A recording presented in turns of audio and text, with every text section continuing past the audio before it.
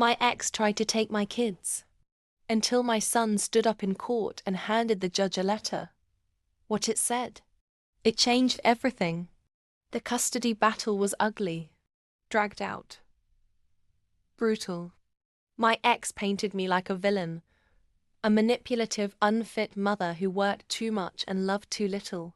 He sat there in court, smirking like he'd already won. Clutching a file of fabricated text messages and twisted half-truths. His lawyer called him a model father. A joke, really, considering he only showed up for birthdays and Instagram pictures.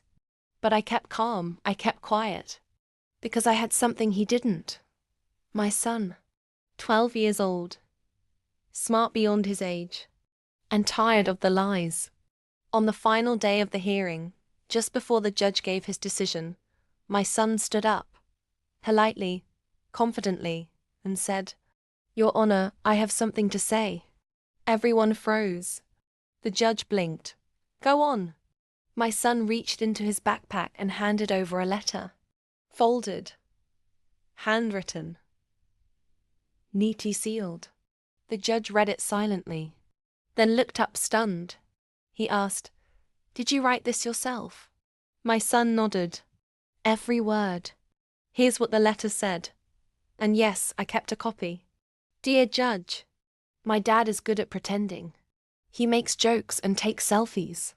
But he forgets my birthdays, yells at my sister, and once told me not to tell Mommy when he hit the wall so hard it cracked. My mom doesn't pretend. She works hard.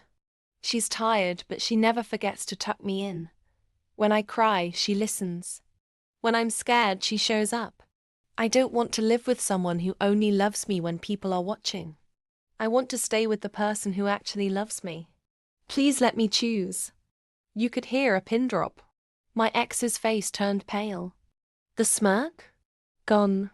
The courtroom was dead silent, until the judge cleared his throat and said, "Well, I think we've heard enough."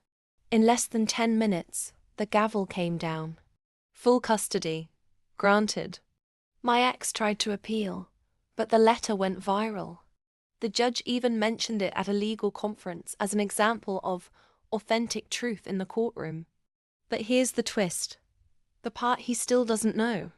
That letter wasn't just from my son. It was something we wrote together. Not coached, just real. We spent a night with cookies, tea, and truth. And when he asked me, "Do you think this will work?" I said, "No matter what happens, your voice will be heard." And it was. Loud and clear. Sometimes the strongest weapon in court is a child who refuses to lie. If this story moved you, hit that subscribe button, tap the notification bell, and join the family. Every day on Cold Revenge, we share true tales of pain, power, and poetic justice. Because sometimes the quietest moments deliver the loudest revenge.